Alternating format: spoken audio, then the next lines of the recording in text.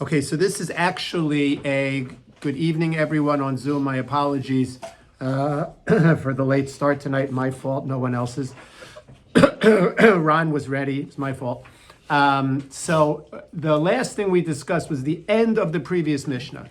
The end of the previous Mishnah, if you feel like jumping back, the end of the previous Mishnah, which is on, you gotta jump, which is on Chaf Amud Aleph. So Chaf Amud Aleph, the last thing which is brought in the Mishnah is that Rabbi Yehoshua says, Chaf Amud Aleph, right in the middle of the page, Rabbi Yehoshua says, Rotze Isha Bekav V'tiflus Mites Kabinu Precious, that a woman prefers the emotional support of physical intimacy more than she prefers physical sustenance. In other words, more than she prefers resources, she's looking for that emotional connection. She'd rather have one measure of the emotional connection as opposed to 9 measures of wealth and resources. When I say emotional connection, and Brian just looked at me cross-eyed, because it's physical connection, but for her physical connection is emotional connection, as opposed to others who might be listening, where we might think physical connection is physical connection, but for a woman, physical connection is also an emotional connection. Okay, so that was Rabbi Yeshua's statement. Then, having mentioned Rabbi Yeshua, and we see this often in the Mishnah, Rabbi Yeshua, since he said that, the Gemara brings something else that he said. Hu haya omer. We see this, by the way, a lot in Pirkei Avos. Hu hay, that we're learning this time of the year. Hu haya omer. He used to say, Rabbi Yoshua used to say, Chosid Sotah, a person who's a Chosid Sotah, a person who's a Rasha Arum, an evil, cunning person, V'isha Purusha, and a woman who is an ascetic, who is separate from the world. We'll talk about what that means. Umakos Perushin, and the injuries of the ascetics. Hare elu mivale olam. These categories are of people who destroy the world, right? Again, has nothing to do with Sotah per se, other than the fact that Rabbi Yoshua happened to have been quoted in the Mishnah.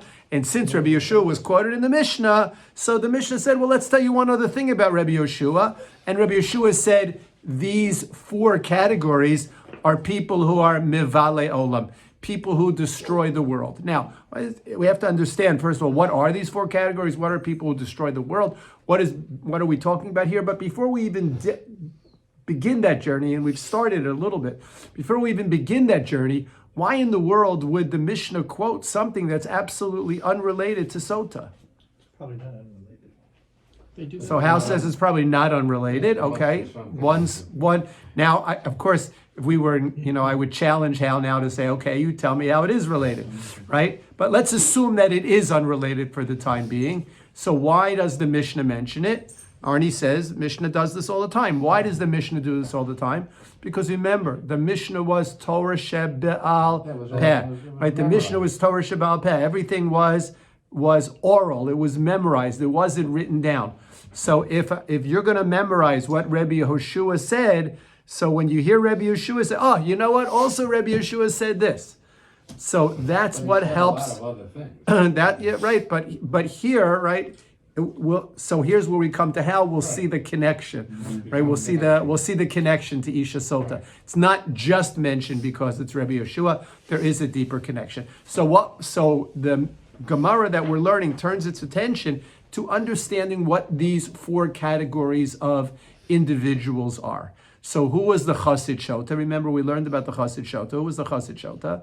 Anybody remember? Is drowning. The one who, right, go ahead. The one who there's a woman drowning and says, I can't go save her because he'll touch her and be over Nagia. Right, there's the Gemara brings the case of the woman who's drowning, and the Chosid Sotah, in his act of false piety, says, I can't jump into the water to save her. Why? Because I'll touch her. It's not sanua, right? It's not sanua, right? So I can't jump into the water to save her. So better she should die.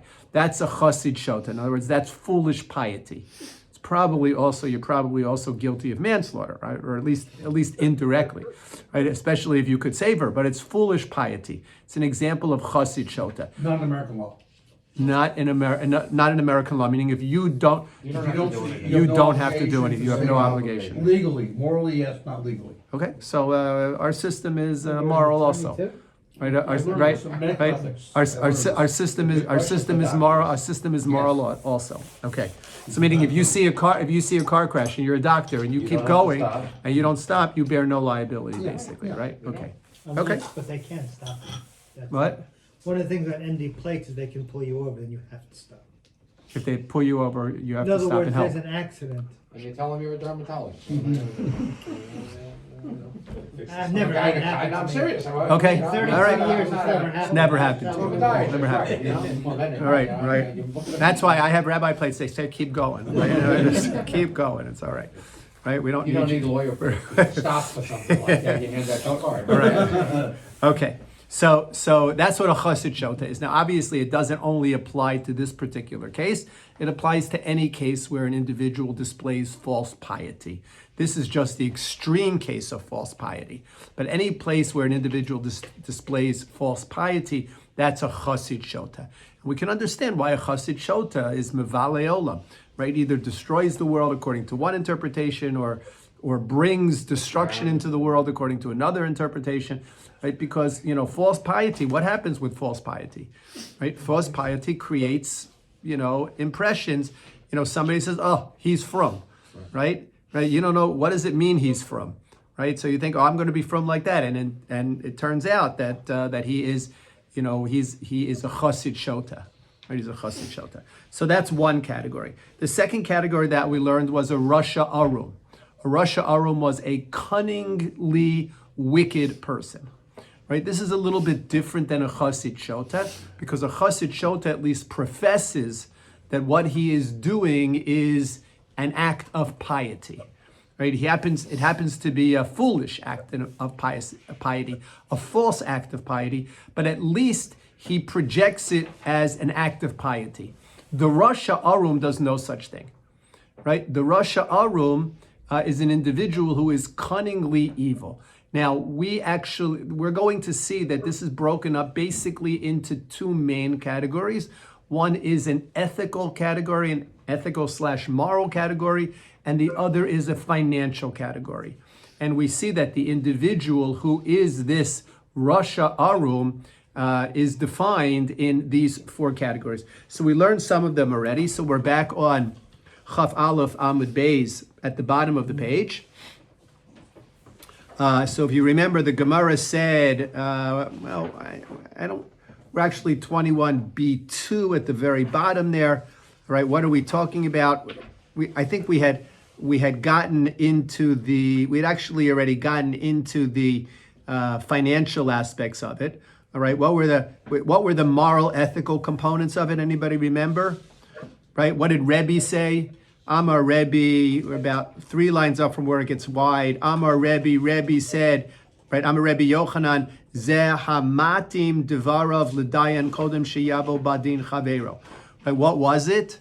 It was an individual who schmoozed with the judge before the other party came in, right? Right, that's a person who's a rasha arum.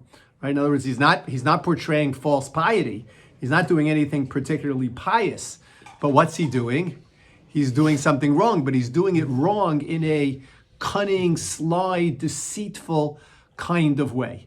He's speaking to the judge. Why is he speaking to the judge before the other party comes in? What's wrong with that? Right? So the halach is you're not allowed to do that. Why not? Because you're creating a connection to the judge that you're not allowed to create. Right? Judge is not allowed to interact with either of the parties until both of the parties are present. I don't know if that's true in secular law. Is it? It is true in secular law. Doesn't the judge have an obligation? Yes, correct. Einachinami, the judge has an obligation. But here, what's happening? Why is he called a rasha arum? It doesn't say he's presenting his case. It says hamatim devarav l'dayan. hey judge, how are you? How's the weather? How was your Pesach? Right? In other words, what's he doing? He's making small talk with the judge. He's not going, right? Remember, he's an arum, he's cunning, he's deceitful, he's clever in a bad way. He's not presenting his case. He's not saying, by the way, let me tell you what I'm here for. No, he's just engaging in what we would call, I don't know, small talk with the judge. However, even engaging in small talk with the judge, according to Allah, is asr. Not allowed to do that, right? But the judge probably doesn't think anything of it, right? Without realizing the impact that it creates.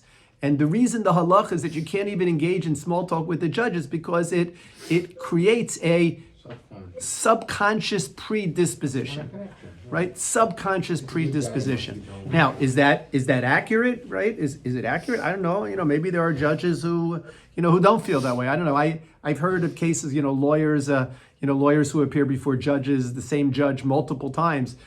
Sometimes they banter with the judge before the case starts. I don't know. Maybe it doesn't apply in the legal system that we live in, but it certainly applied in halacha.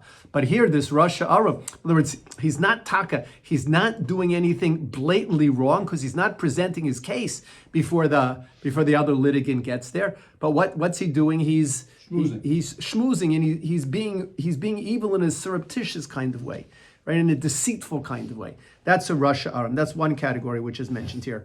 Then the Gemara changed,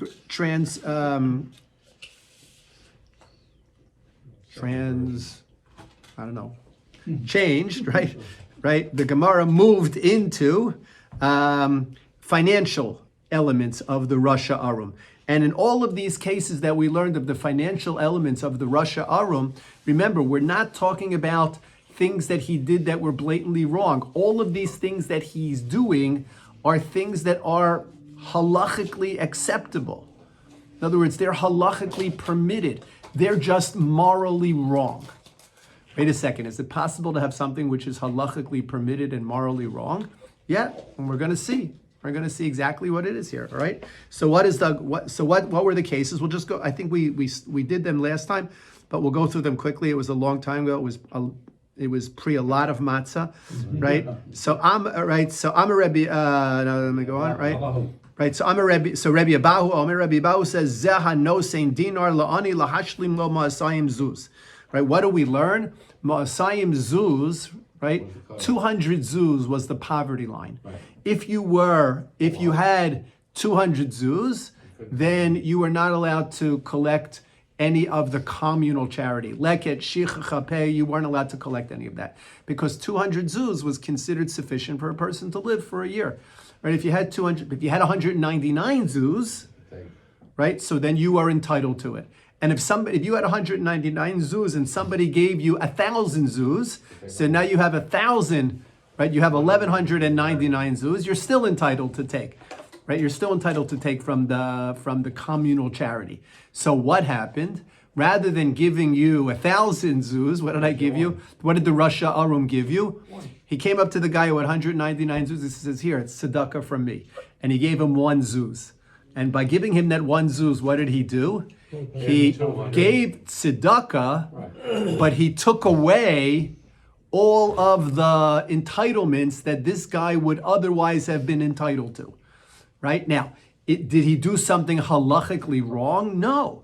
He was operating according to the letter of the law. The letter of the law says that a person who has 200 zuz is not entitled to collect from the communal charities. All right? From leket, shecha, champeya.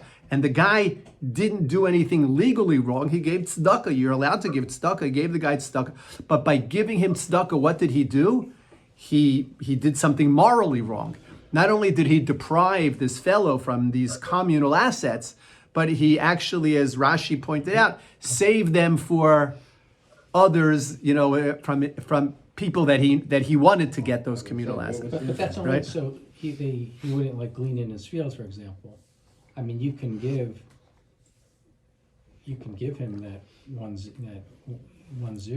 I mean, Oh, he did. He gave him that 1 zuz. No, but by giving him that 1 zuz, he put him over the poverty line. No, but he intended to put him over the poverty line, so you know, Other so he people could- wouldn't have, you know, so he would somehow benefit or not get harmed, like personally, like he wouldn't glean in his field or. Right, or or the guy who gave the tzedakah, his relatives No, could come. but there's not a prohibition. That's what I'm against giving saying. Somebody. That's exactly no, what I'm it's like saying. Even ethically. Well, I don't know. You could say ethically what he did is wrong. You know, it's Well, I mean, but you're- sort of like. But you're still giving, like, say he had no idea. Okay, but he has an idea. Enachinami, you're right. If you have no idea, you have no idea. But here he knew exactly what he was doing. Right? The Gemara says this guy knew exactly what he was doing. He knew. So in that case, like, what's the number Yeah, that's what if he gave ethically two zuz? permissible? 10 zuz, Right. 20, I mean, you know, Right, so 200 is enough for a year. Right, so I don't. Right, so I don't know. The Gemara doesn't split hairs like that. You know, you're asking an interesting question. In other words, at what point is what he's doing morally wrong? In other words, if the guy had 50, if he was 50 zuz short, Right, you gave and you 50. gave him 50 zuz, so 50 zuz is a big deal. It's a lot of money, 3 right? months worth So of right, living expenses. so is that so? But now you've deprived him from the leket shechacha and peya. but But that's have you, assuming he would have been able right? to go find enough to live Have you anyway. done something wrong or not done something wrong? I think the issue is not that you've put him above the poverty line. I think the issue is that you've put him above the poverty line when he was this much below the poverty line.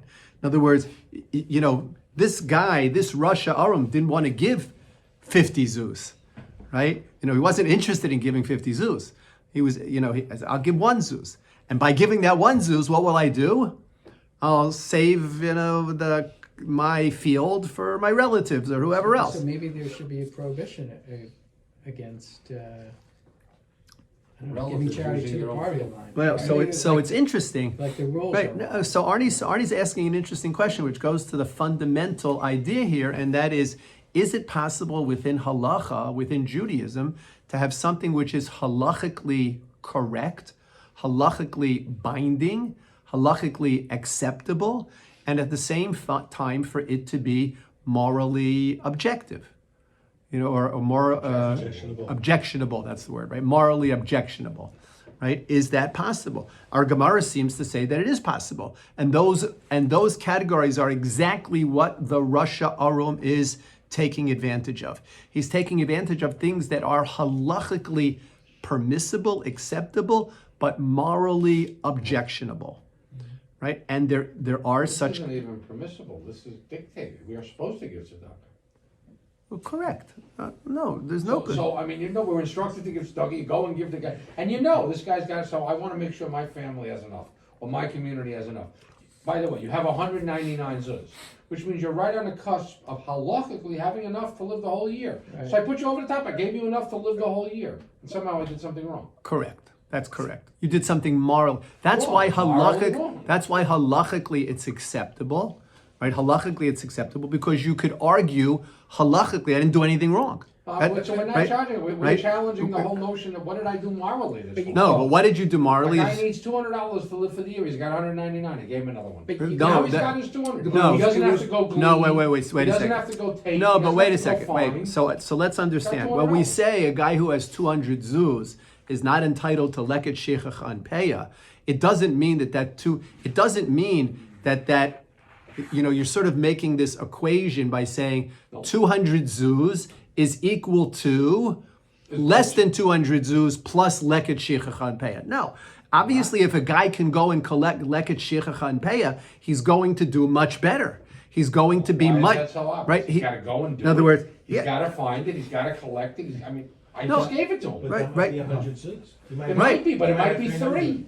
Well, No, no, it might be 3 zuz. it's unrealistic to say that it's only going to be 3 zuz. In other words, this idea, these communal assets of leket shechach an peya were significant communal assets. But this Right. guy also has to be a go-getter. He has to go and do it. Correct. That's I Right, you just well, decided, let's- right? It has relevance to today's world. in other words, Yeah, let's it put. does, right? But Ron, let's put what we're doing is we're defining the Russia Arum by putting all of these details in place. Meaning, we're talking about a guy who's a go-getter, who's planning on going to collect the leket shechach an Can he peya. turn down And the he's- 1 zuz? So it seems that he's not able to turn down the 1 zuz. Say no, Right? I want that. Right, He's the so other guy over there. seems he's He not. needs it more than me. So it seems he's not. He's got 198. Right. So They it won't seems put he's him not over. able to do that. Right. Turn around and Right. assist But someone but else. I want you should let's just understand, right, that what the Gemara is telling us is that The Gemara is giving us an example of what a Rasha Arum is, meaning it is a person who takes advantage of a technicality, right? Legally permissible, morally objectionable, right? That's what a Rasha Arum is. This is just one example. Right, this is just, you can ask all kinds of questions about it, right? But don't, you could, right? And you will, and you did, right? You could split all kinds, right? You could split all kinds of hairs. You can split all kinds of hairs about it. But I want you to understand just the way it's being set up. And if it's not this particular case, right? Because there were others who felt that it wasn't this case. We're going to see, right? The next case, which is brought. But if it's morally objectionable to, give him the 1 zuz to put him over the 200, is it morally wrong for the poor person to, just lurk at the 199, somehow avoid getting the charity? Right. Look, so I offer you a job today, you'll make a zuz, and you say, I'm not gonna take it. So, Because if I'll take the all right. job, I'll make the zuz, and then I can't go collect. So I'll stay at home. People do that all the time. No kidding. They don't pay rent. Right. People do that all the time. I think what we're trying to, what the Gemara is trying to set up, right? And it's interesting that you're asking all, right? What you're doing is you're taking this situation and you're like running with it in all different directions, which Baruch Hashem is good, right? But that's not what the Gemara intended, right? The Gemara is intending to present a situation where you have a guy who's intent, he's got 199 zuz, and he knows, right? He knows that he's gonna be able tomorrow to go collect Leket Sheikha Champeya. And this guy comes along and puts him over the top with the 1 zuz, does something that's halachically acceptable, turns out to be morally Did it objectionable. work that way? Like, Right, you had to have 200 on a specific day. No, I'm just saying, like January 1. And you can ask me, did anybody check all of the people who were in the field that's collecting the Lechet Sheikha Champeya for did you have to submit your income tax returns before doing that? I don't know that, right? I don't know the answer to that question. I don't know if the 200, I don't know that, that when you had to have the 200 zuz. We're using this as an example of someone who is taking advantage of a legal loophole, if you will, right?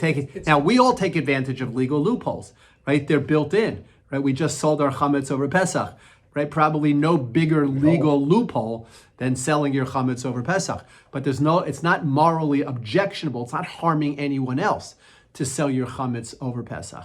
So there are legal loopholes that are not morally objectionable, and then there are legal loopholes that are morally objectionable. The Rasha Arum is an individual who takes advantage of those legal loopholes that are morally objectionable. Okay, Ed, you had a question? This is violate the law by going for a loophole, potentially giving an extra zuz. You're violating the prohibition. You should be a holy people. So by doing legal loopholes to hurt somebody, you surely aren't being holy. So the Gemara seems to say that you're not violating any prohibitions here. I'm Pilshim. Right? Ed is guys on Zoom. I don't know if you can hear him. If you could hear Ed, right? Ed is asking the question. He says, "Well, here I am telling everybody that this guy who gave the 1 zuz is not doing anything halachically objectionable." And Ed says, "Well, maybe he is. Maybe he's violating Kedoshim Tihiyu, the obligation of being a holy nation."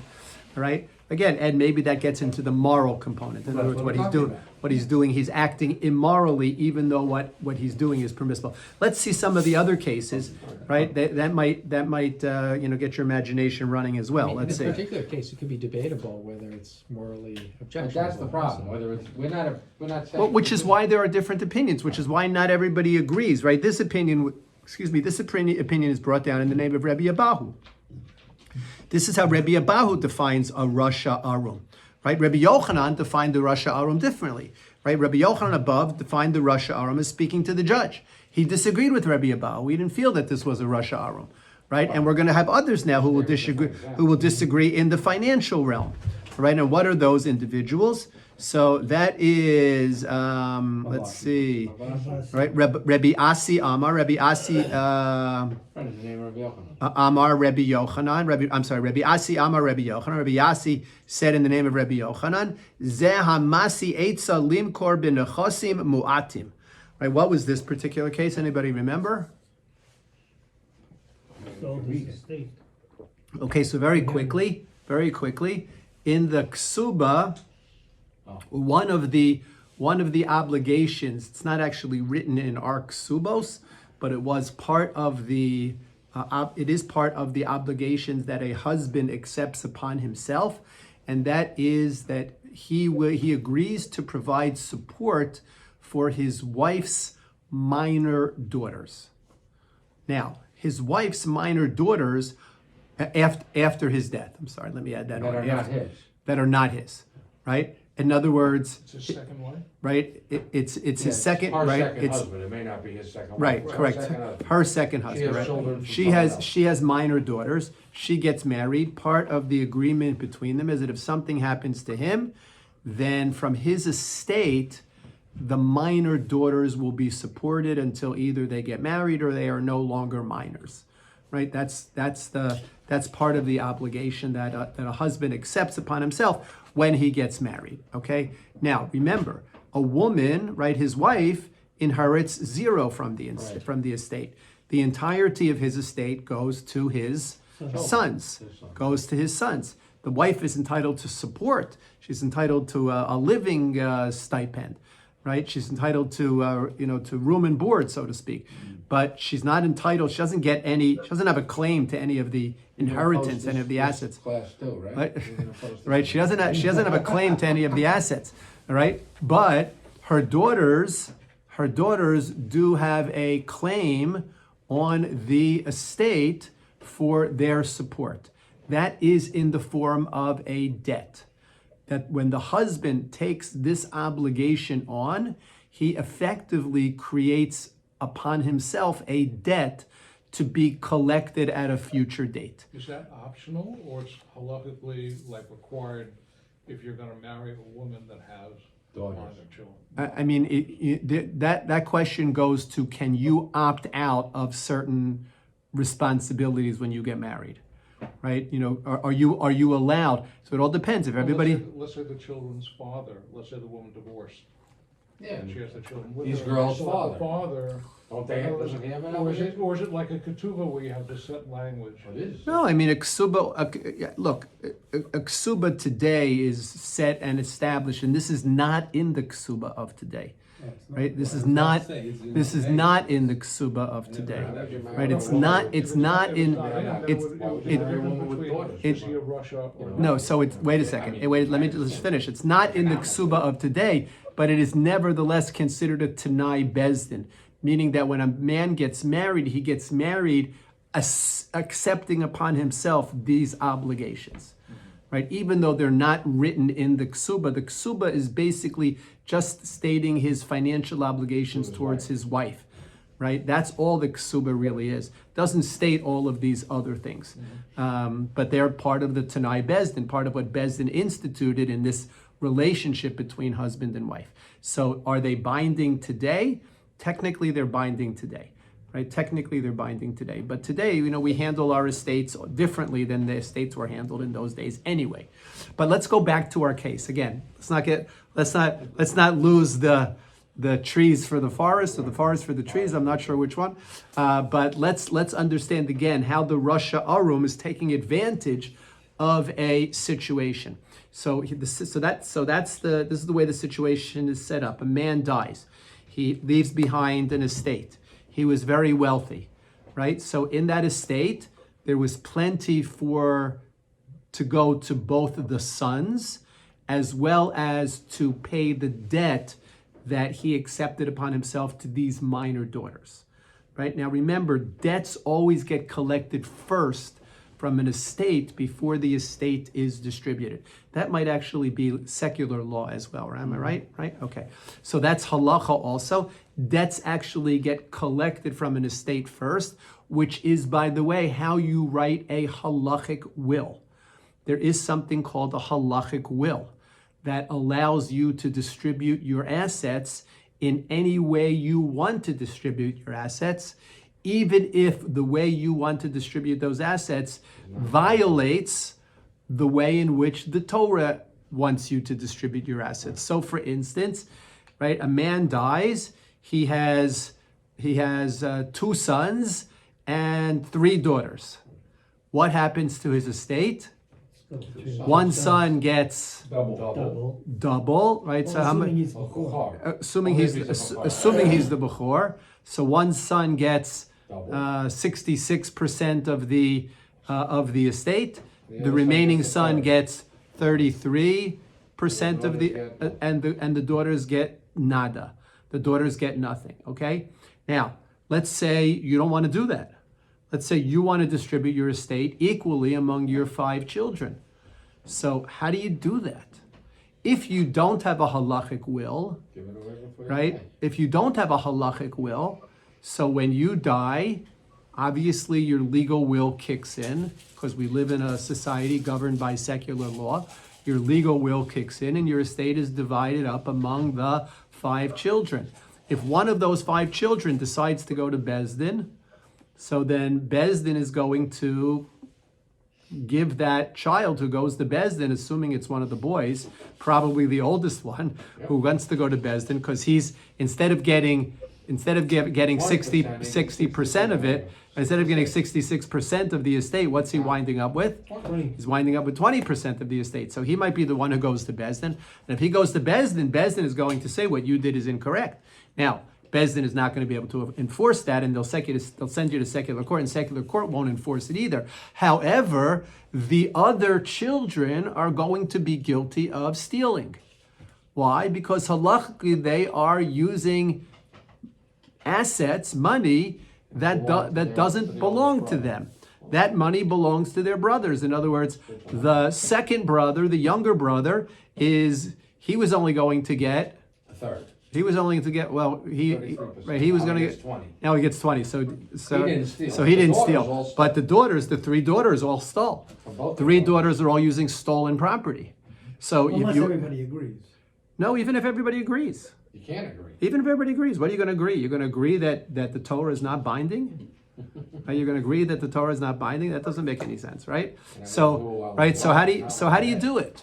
How do you create a halachic will? I don't know. Have you ever been approached to create a halachic will, Norman? From a No, right, right. So halachic will, fascinating insight into how you create a halachic will, Call it a right? debt. What? You call it a debt. No, what you do is you create a fictitious, you create a debt to your daughters, And then when you die, right? they collect That first. wipes out the estate, Or enough of right? it that You create a debt to the daughters that wipes out the estate, and the halachic will says that if the sons do not accept the way in which the estate is divided, in other words, if they challenge the division of this estate, right, which they're entitled to do according to halacha, if they challenge the division of this estate, what's going to happen? They're going to wind up with 0, because the daughters will collect all of the estate as the debt which the father created to them. So basically, what happens? Everybody says, "Okay, well, still a hate. Right, we'll be quiet. We'll be quiet with better." Halachic will can be a little bit problematic, because what happens if the girls say, "We want the debt"? In other words, right? We do better off, right? Yeah, we're better off. We're with the better debt. off We with the get it debt, all. right? So it can get, and also has maybe some tax ramifications, whatever. You have to have a professional who knows what they're doing to do these things. But so the idea is that a debt is collected first from the estate before the estate is divided. So now what happens? So now I have this situation. I have, if a man dies and he leaves behind a large estate, and the estate is able to support the debt owed to the minor daughters of his wife, who are not his daughters, the minor daughters of his wife, as well as to be distributed to his sons, call a couple out, everything is great, right? No problem. However, sometimes that doesn't happen. Sometimes the guy dies, and what? He leaves behind a very small estate. Now, here's the halacha. The halacha is that if the boys who inherit the estate, if the boys sell the estate before their half sisters, stepsisters, before their stepsisters get to Beis Din, if they sell the estate, then what happens? Then the sale is final. They keep the money, and the No, girls okay. and the girls are out of luck. All right. Now, that was obviously not common knowledge. So who was the Rasha Arum? I mean, it is common knowledge after it was in the Gemara, right? After it was put in the Gemara, it's common knowledge. But who is the Rasha Arum? The Rasha Arum is the one who says, you know what? I'm going to advise You sell it these boys quickly. to go ahead quickly and sell Sell it to me. sell the estate, pocket the money, and the daughters are out of luck. Now, the Rasha Arum here, not only he's doing something halachically acceptable, this is a halacha. This is an acceptable halacha. We follow the opinion of Rabbi Shimon ben Gamliel. This is an accepted halacha. It is morally objectionable because it is depriving the girls of something that was part of the obligation. In fact, the halacha is that the boys should go, if there's a meager estate and not enough to support everybody, so the girls get first dibs and let the boys go around and collect tzedakah, because it was deemed more appropriate for boys to go around soliciting tzedakah than for girls to go around soliciting tzedakah. So let the boys go around and solicit tzedakah. But here, this Rasha Arum gives the advice to use, he's using halacha, right? It's halachically acceptable. What he's advising, what he's advising is halachically acceptable, but morally repugnant, morally objectionable. Plus, he's not benefiting at all from this, right? He's got no skin in the game, Unless he's the buyer. right. Unless he's the buyer, he's got no skin in the game. So Rabbi Asir is introducing an additional element. Not only is he doing something halachically acceptable, but morally objectionable, but he's also doing something in which he doesn't stand to benefit anything. So In the why is previous the case, halacha what he it stood to is? benefit something. What? If the halacha was if they sold it and they get the money, they still have to take care of their stepsisters, all of this is gone.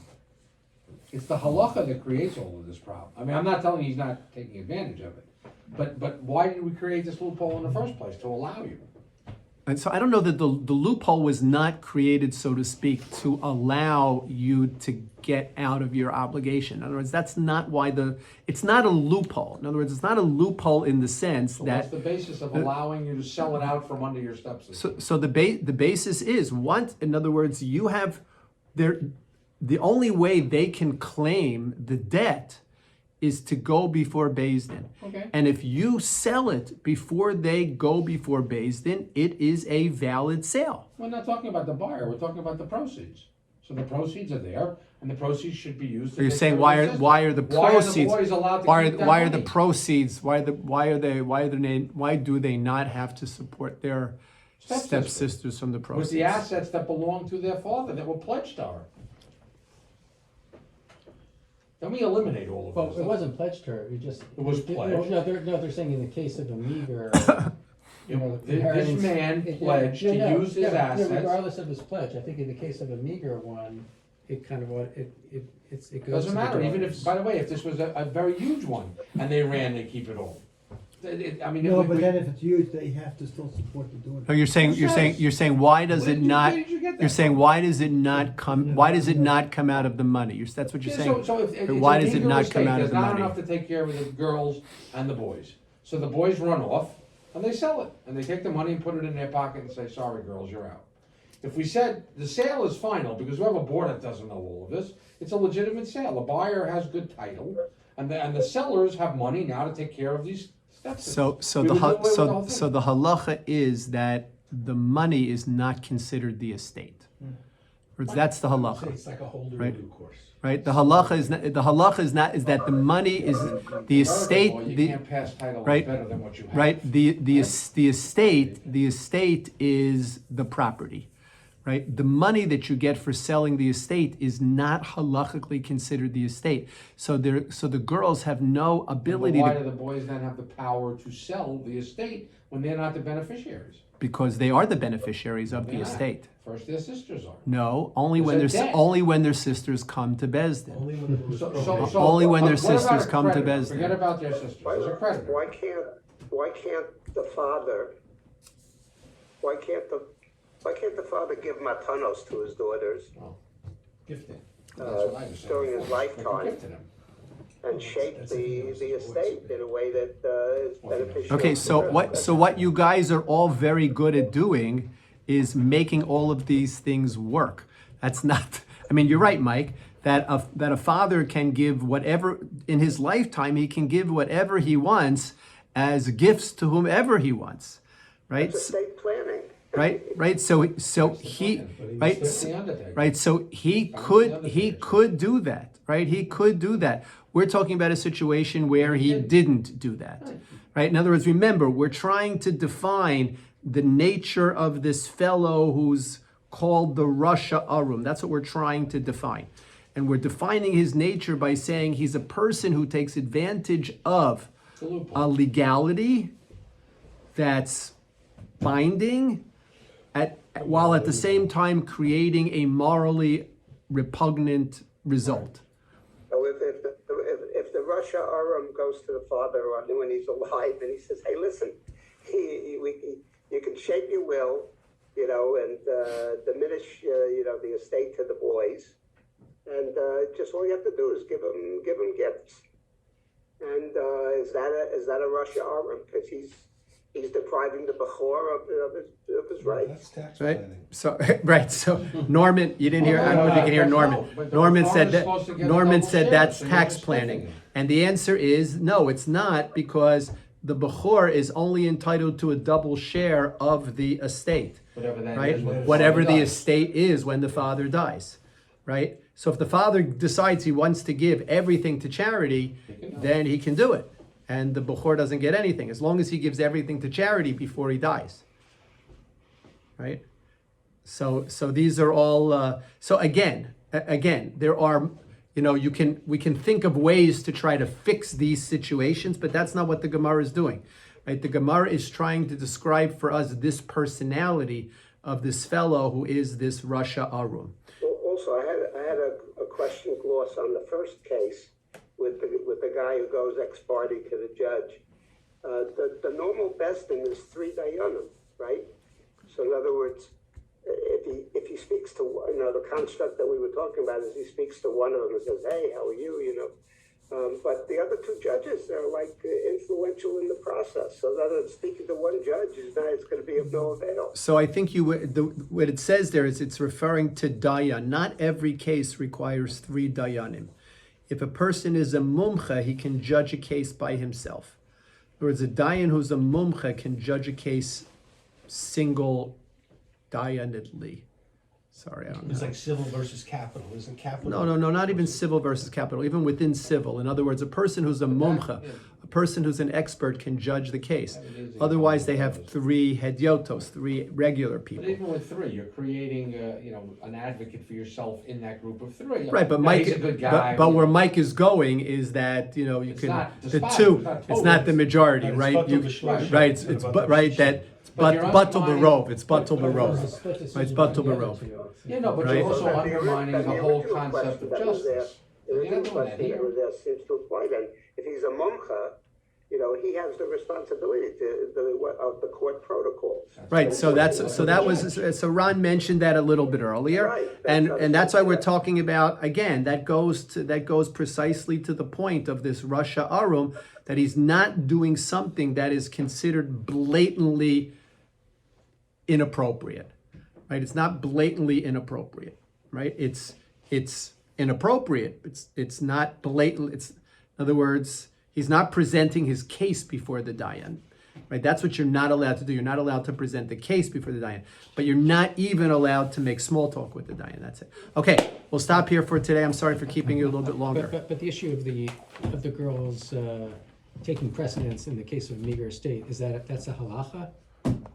Once the girls go to Bezdin, No, I'm saying, but the halacha is a debt always gets collected from the estate first, before the estate is but distributed. in the case of so in the case of a big estate, the girls get it, but there's so much there, so. Correct, so the boys have also, right, correct. That's But correct. you're still but this reducing what the halacha- boys get. They could still run and sell it all and. But this that's it. halacha Right. refers to. Theoretically, right, I mean, theoretically. It tugs at our heart worse when it's like, there's nothing left, you know. That's why- There's that's- billions of dollars, and you say, why do Right. you have to steal everyone? Right, that's But why it's the this same case, another, principle. it's the same principle, but it's almost like, you know, it almost seems, I don't know, I would think the other way is worse, like, there's so much for you, and yet you and go yet ahead you and had do to it. take the little bit that was needed to take care of your stepsisters. Here, there's not, I mean, by the way, these boys are getting nothing, and we can